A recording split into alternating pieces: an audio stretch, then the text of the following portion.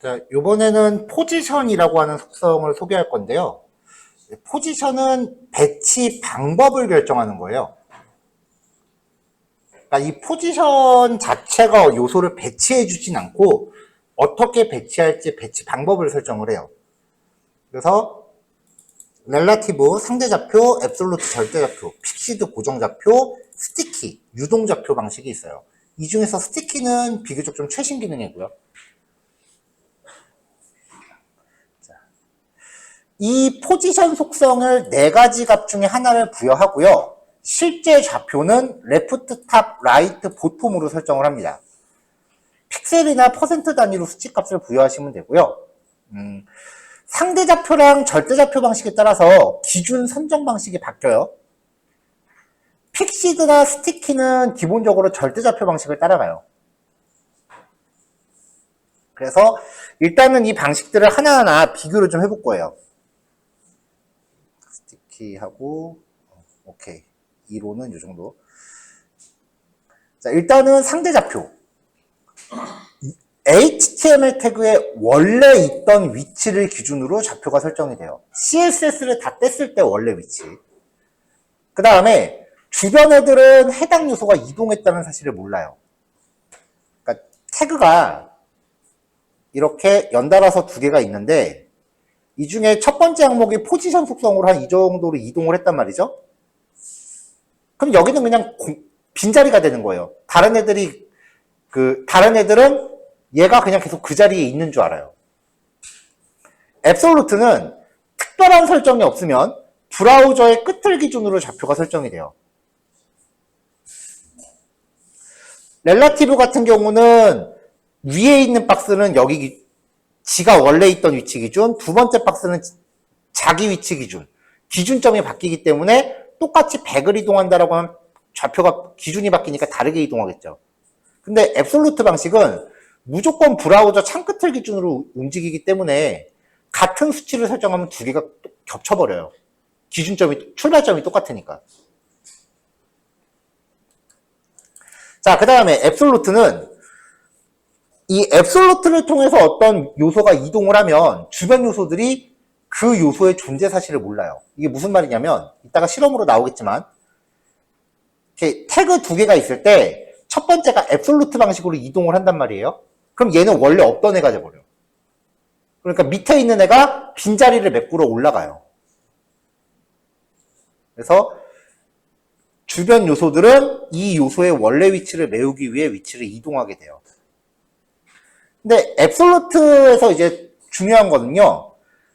기본적으로 브라우저 끝을 기준으로 좌표를 설정하지만 부모 요소한테 포지션이 릴레이티브나 앱솔루트로 지정되면은 부모를 기준으로 좌표가 설정된다는 거예요.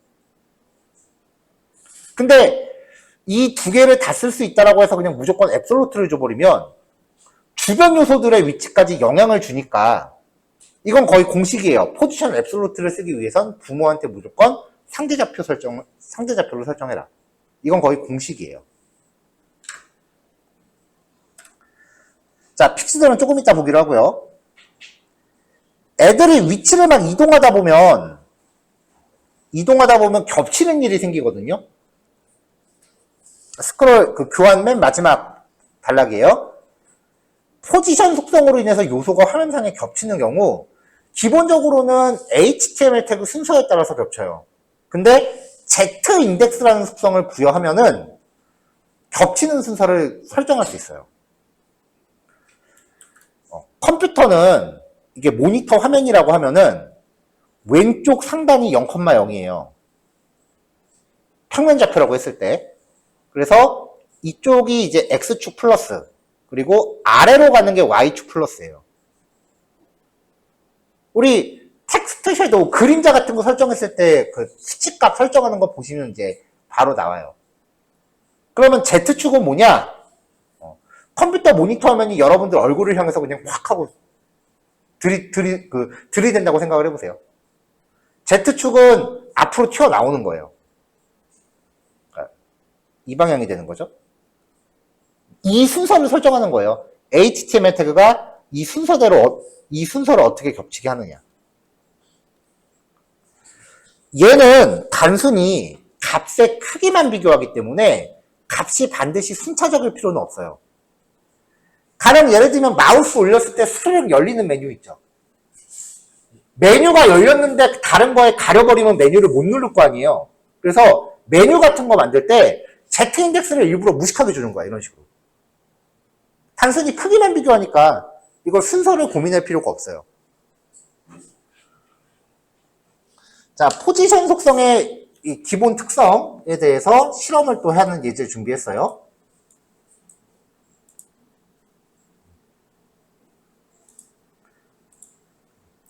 그래도 요 예제부터 뭔가 좀 나와요. 요 정도 나오기 시작해요. 여태까지 봤던 것 중에 제일 그럴싸하죠. 이거 우리 와이프 사진이야.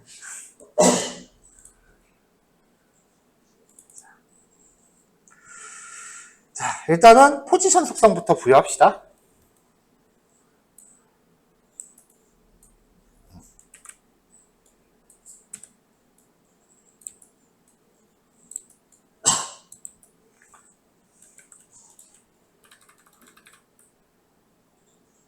자, 이제 이 정도 기본 코드는 굳이 설명 안 해도 되죠.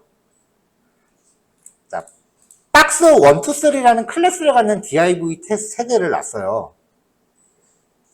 기본적인 여백 다 없앴고요. 모든 태그의 여백 다 없앴고, div 태그 크기는 그냥 정사각형 모양으로 설정했고, 각각 영역을 구별합시다 라고 해서 이렇게 배경 색상을 설정을 했습니다.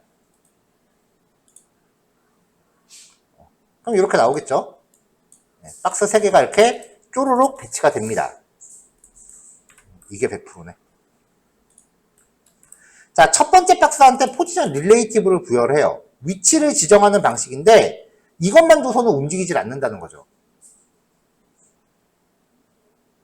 얘는 위치를 설정하는 방법일 뿐이지 이거 자체가 위치를 결정하진 않아요. 자, 탑 250, 레프트 250이라고 하면은 이 레프트, 탑, 라이트, 보통은 출발 위치예요. 지정된 위치에서 반대 방향으로 움직여요. 플러스 방향이면. 그러니까 탑이라고 하면은 위에서 출발해서 아랫 방향으로. 레프트라고 하면은 왼쪽에서 출발해서 오른쪽 방향으로. 그러면 라이트라고 하면은 오른쪽에서 왼쪽일 거 아니에요. 하지만 별로 쓸 일이 없어. 왜냐? 레프트 마이너스 250도도 똑같거든요. 보통이라고 하면은 아래에서 위로인데 그것도 그냥 탑에서 마이너스 값 주면 됩니다. 자, 이렇게 지정하면 지가 원래 있던 위치를 기준으로, 원래 여기 있었죠? 여기를 기준으로 이렇게 움직여요. 이렇게. 그래서 이 위치에 온 거예요. 이동하는 과정에서 다른 애들을 이렇게 겹칩니다. 그러니까 이거를 이 HTML 태그들을 옆으로 눕혀서 봤다라고 치면 박스 1, 박스 2, 박스 3 이렇게 있었는데 처음에 포지션을 부여하면은 이 박스 1이 다른 애들보다 위에 이렇게 떠 있게 돼요. 그래서 이동하면서 막 다른 애들을 가리고 다니는 거예요. 셀로판지 겹친 거 생각하시면 돼요. 그래서 이렇게 겹쳐져 있는 이렇게 위에 떠서 겹쳐 있는 애들을 레이어라고 해요. 혹시 포토샵 해보신 분들은 포토샵에서 말하는 레이어랑 여기서 말하는 레이어가 같은 개념이에요.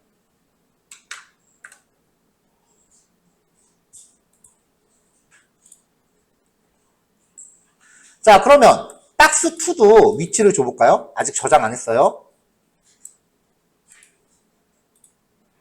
자, 그러면 지가 원래 있던 위치를 기준으로 100픽셀, 100픽셀 움직인다는 거죠. 이렇게. 근데 이 상황에서 겹치는 순서를 바꾸고 싶으면 Z인덱스 값을 부여하면 돼요. 포지션 속성을 갖는 애들에 대해서 Z인덱스 기본값은 0이에요. 그럼 밑에 거에다가 Z인덱스를 내가 뭐 이렇게 더 주면은 얘가 더 위로 올라오겠죠. 이건 상황에 따라 설정하면 됩니다. 자, 이게 상대 좌표 방식. 지가 원래 있던 위치를 기준으로 움직인다. 자, 두 번째는 절대 좌표 방식이에요.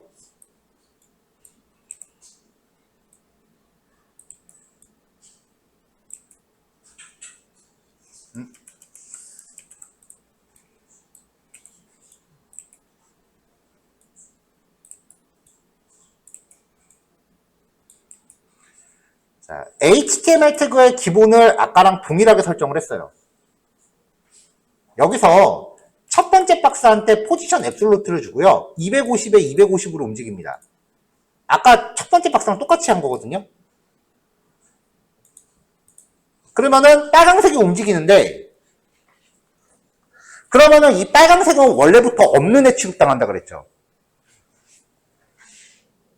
그러니까 박스 1이 원래부터 없는 애가 되는 거예요. 그럼 박스 2랑 박스 3가 여기 있는 거잖아요. 그렇게 된다고요. 박스 1이 이동을 하면은 얘는 원래부터 없던 애기 때문에 박스 2랑 박스 3가 그 자리를 메꾸러 올라가요. 그러니까 까딱 잘못 쓰면 주변 애들이 무너지기 시작한다. 주변 애들이 막 틀어지기 시작한다는 거죠.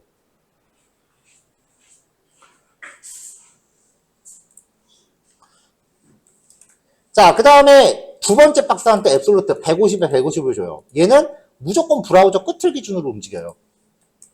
이렇게 움직이는 거지. 박스 3를 200에 200으로 움직여요. 그럼 겹치는 순서가 이렇게 설정이 되잖아요. 순서 마음에 안 들면은 박스 2 Z 인덱스 1을 줘. 그럼 박스 2가 위로 오겠죠. 박스 1한테 Z 인덱스 100을 줘. 그럼 얘가 제일 위로 오겠죠. 이런 식으로 설정하시면 돼요.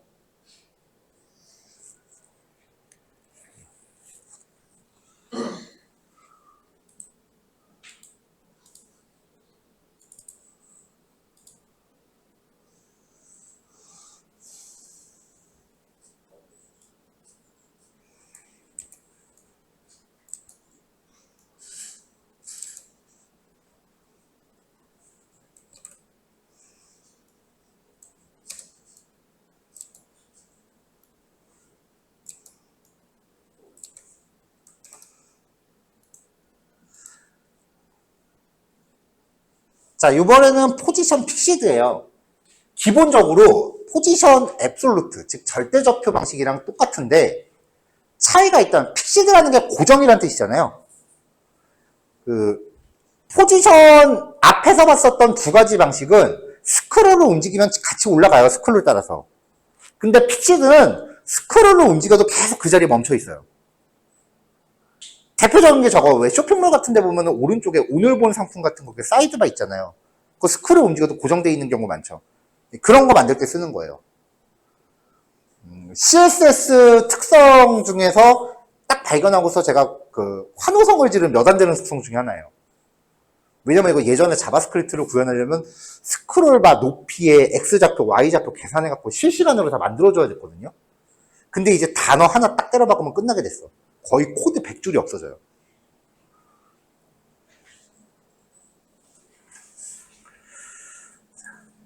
자, 예제는 이것도 단순하게 구성을 했어요.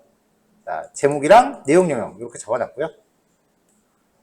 일단은 모든 여백을 없앱시다. 여백 다 없어졌고요.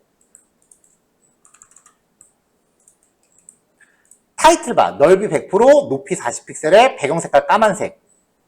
글자 까만데 배경도 까마니까 일단 안 보이겠죠? 그 안에 있는 H1 태그, 타이틀바 안에 있는 H1 태그한테 글자 크기 1.22em 그리고 라인에이트 40픽셀. 자, 저번에 얘기했죠? 자기가 들어있는 박스 높이랑 라인에이트 높이가 같으면 세로축 중앙 효과가 온다고 그랬죠? 도둠체, 글자 흰색, 정렬 센터.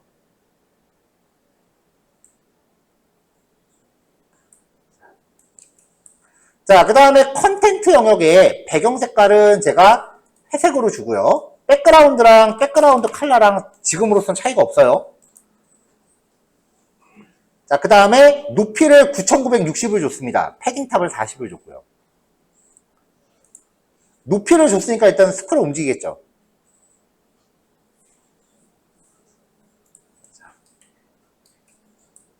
자, 이제 타이틀바한테 포지션 픽시드를 부여할게요. 위치는 그냥 0by 0으로 잡아요. 이렇게 부여하고 나면은 스크롤을 해도 타이틀바가 고정되어 있죠, 위치가. 자, 여기서 이 패딩 탑을 왜 줬을까?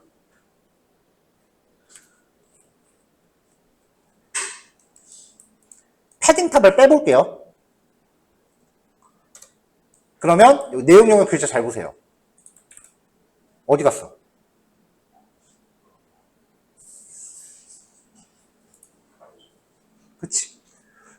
지금 이 현상을 설명하기 위해서 앞에서 여러분들 제가 책 같은 거를 복습용으로 쓰세요라고 이야기하는 게 거의 이런 건데 지금 이 현상을 이미 앞에 교환해서 설명을 했어요. 뭐라고 설명했냐면은 기본적으로 포지션 앱솔루트와 동일하다. 이거 한 줄로 지금 이거 설명이 다 끝났어. 대부분 책들이 그래요. 앞에 거 당연히 알고 있겠지라고 생각하고 써버리니까.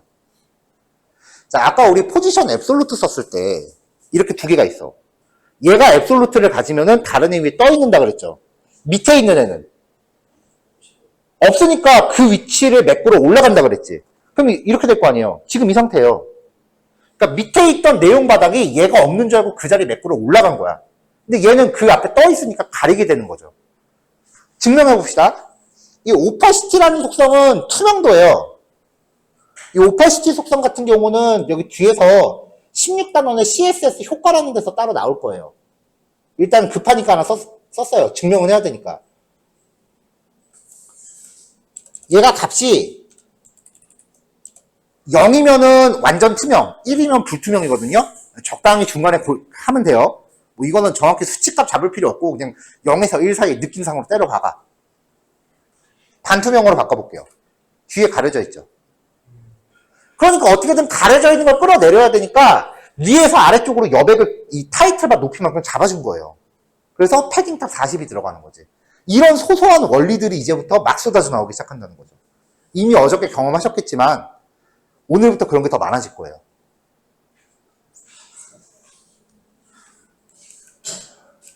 그래서 패딩 탑 40을 부여해서 내용 영역을 확보했다라는 거죠. 자, 요거 3개 11시 반까지 그리고 10분 쉬었다가 11시 40분에 이어서 합시다.